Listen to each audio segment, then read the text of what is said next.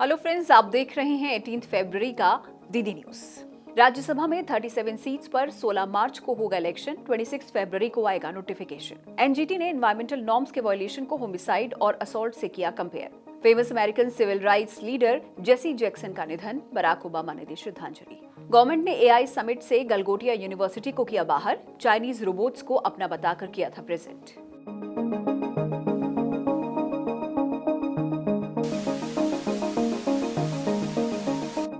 Election commission of India ने राज्यसभा में 37 seats के लिए इलेक्शन डेट्स का अनाउंसमेंट कर दिया है।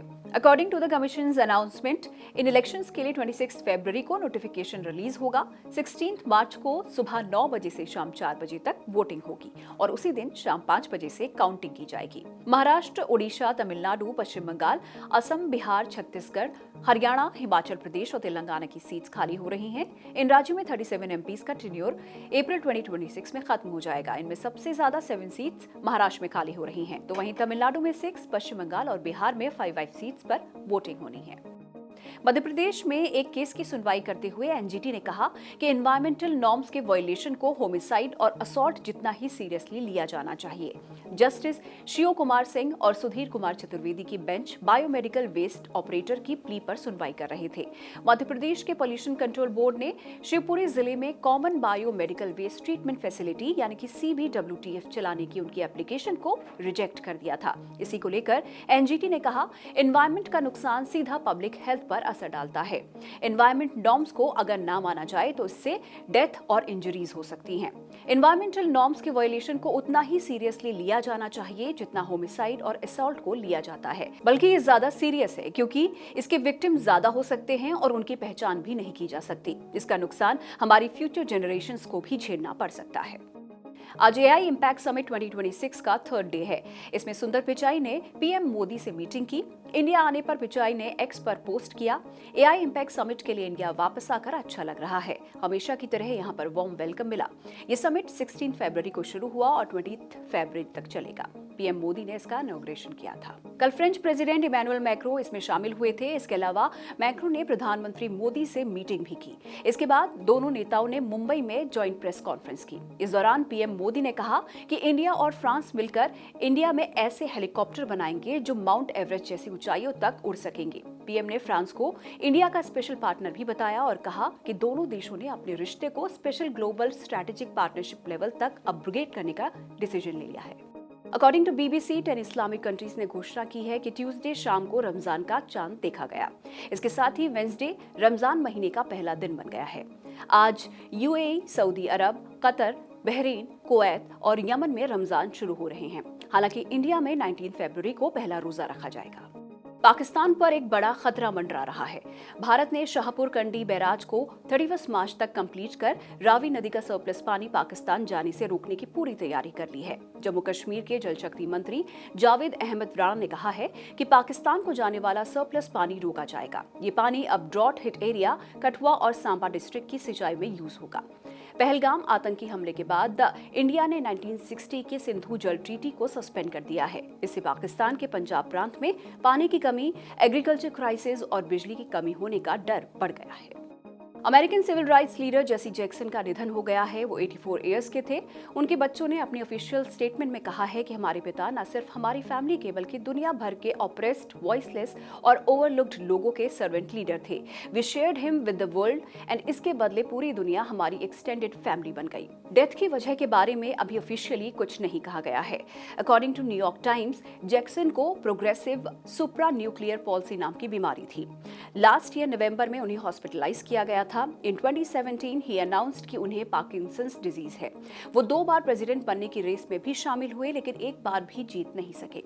Farmer American president Barack Obama ने उन्हें श्रद्धांजलि दी है। गलगोटिया यूनिवर्सिटी इस टाइम इंटरनेट पर बुरी तरह ट्रोल हो रही है। नेशनल कैपिटल न्यू दिल्ली में चल रहे एआई समिट में यूनिवर्सिटी ने कुछ रोबोट्स को अपना इन हाउस इन्वेंशन बताकर पेश किया, लेकिन जल्द ही उनकी पोल खुल गई और जैसे ही इन रोबोट्स की तस्वीरें सोशल मीडिया पर वायरल हुई, इंटरनेट की डिटेक्टिव आर्मी एक्टिव हो गई। लोगों ने तुरंत ढूंढ निकाला कि ये रोबोट्स असल में चीन की कंपनी यूनिट्री रोबोटिक्स के हैं और इन्हें गलगोटिया ने बस अपना ठप्पा लगाकर पेश कर दिया था। इसे देखकर लोग कह रहे हैं कि भाई कॉपी पेस्ट की भी हद होती है। मैटर जब सीरियस हुआ तो गवर्नमेंट तक बात पहुंची और ये रोबोट्स मेड इन गलगोटिया नहीं बल्कि मेड इन चाइना है, तो एक्शन लिया गया।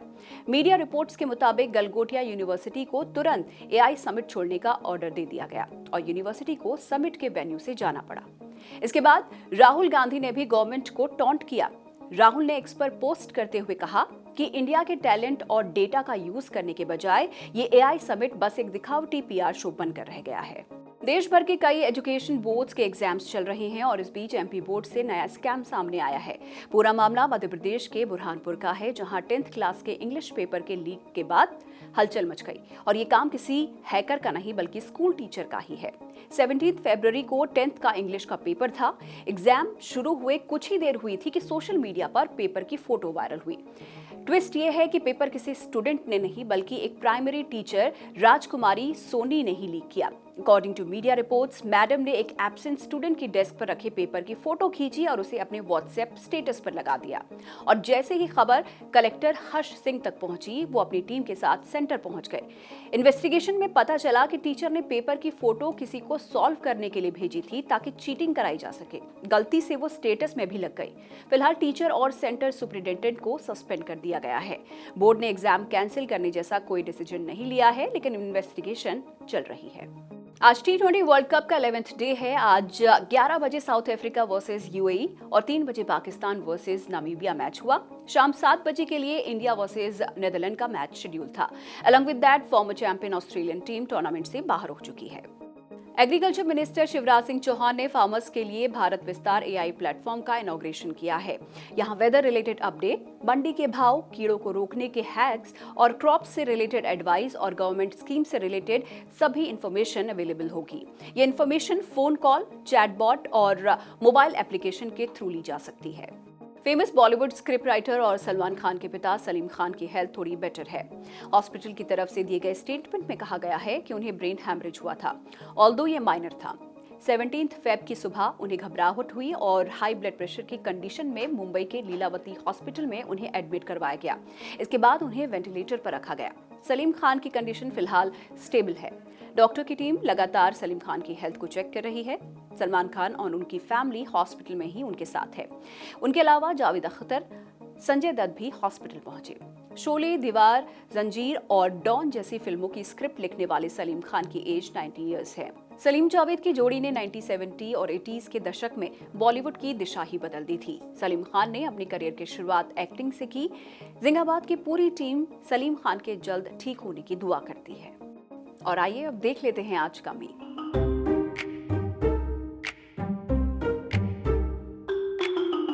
गोल्ड और सिल्वर मार्केट में आज तेजी रही। 18 फरवरी को 10 ग्राम गोल्ड की वैल्यू 1,52,000 रुपीज है, तो वहीं अब 1 किलो सिल्वर 2,37,000 रुपीज में मिलेगा। बात स्टॉक मार्केट की करें तो शेयर मार्केट में तेजी रही। निफ्टी 0.37% बढ़ोतरी के साथ 25,819 पर और सेंसेक्स 0.34% बढ़ोतरी के साथ 83,734 पर बंद हुआ। आज निफ्टी 50 में HDFC Life, Tata Steel, ITC, Tata Consprod और बजाज ऑटो टॉप गेनर्स रहे, तो वहीं ONGC, Wipro, Eternal, Adani Enterprise और इन्फोसिस आज के टॉप लूजर्स हैं। आज 18 फरवरी को इटालियन पेंटर और आर्किटेक्ट माइकल एंजेलो की डेथ एनिवर्सरी है। कहा जाता है कि माइकल एंजेलो के पास मार्बल को जीवित करने की कला थी। Sistine Chapel ceiling, the creation of Adam और डाइंग स्लेव उनकी कुछ फेमस क्रिएशंस में से एक हैं। इस सिस्टीन चैपल सीलिंग और माइकल एंजेलो की एक बेहद इंटरेस्टिंग स्टोरी है। कहा जाता है कि इसे पेंट करने के लिए उस टाइम एक दूसरे फेमस पेंटर राफेल को बुलाया गया था और उन दिनों राफेल और माइकल एंजेलो के बीच एक राइवलरी चल रही थी। राफेल एस्टैब्लिश्ड फेमस पेंटर थे, तो वहीं माइकल एंजेलो राइजिंग स्टार थे। धीरे धीरे लोग उन्हें जानने लगे। बस इसी कंपटीशन की वजह से राफेल को उनसे चिढ़ होने लगी। ऐसे में जब राजा ने राफेल को सिस्टीन चैपल पेंट करने बुलाया तो राफेल ने राजा से कहा कि इस काम के लिए माइकल एंजेलो को बुलाना चाहिए। असल में राफेल को लगा कि माइकल इस काम को नहीं कर पाएंगे और उन्हें शर्मिंदा करने का एक मौका मिल जाएगा, लेकिन अनफॉर्चुनेटली फॉर राफेल उनका ये मकसद पूरा नहीं हो सका। इस वीकेंड आप जेन ऑस्टिन की classic novel pride and prejudice पढ़ सकते हैं। इसकी स्टोरी एलिजाबेथ बेनेट और मिस्टर डार्सी के आसपास घूमती है, जहां प्राइड और प्रेजुडिस रिलेशनशिप्स के रास्ते में सबसे बड़ी दीवार बनकर खड़े होते हैं। सोशल क्लास, मैरिज और प्रेस्टीज के प्रेशर के बीच दो मजबूत पर्सनैलिटीज एक दूसरे को समझने की जर्नी पर जाते हैं। इनिशियली मिसअंडरस्टैंडिंग और जजमेंट हावी रहते हैं, but with the time introspection और चेंज होता है। This is not just a love story but a satire on social nuances. ये सिखाती है कि true love is only possible जब इंसान अपने प्राइड को छोड़े और दूसरों को खुले मन से समझे। अगर आप रोमांस, शार्प विट और स्ट्रॉन्ग फीमेल कैरेक्टर्स पसंद करते हैं तो प्राइड एंड प्रेजुडिस जरूर पढ़ें। आज के न्यूज बुलेटिन में फिलहाल इतना ही। इसकी स्क्रिप्टिंग और इसे प्रोड्यूस किया है हमारी साथी उत्कर्षा ने, इसे एडिट किया है कमल मेहरा ने और कैमरे के पीछे है गौतम सिंह। देखते रहिए जिंदाबाद। Bye bye.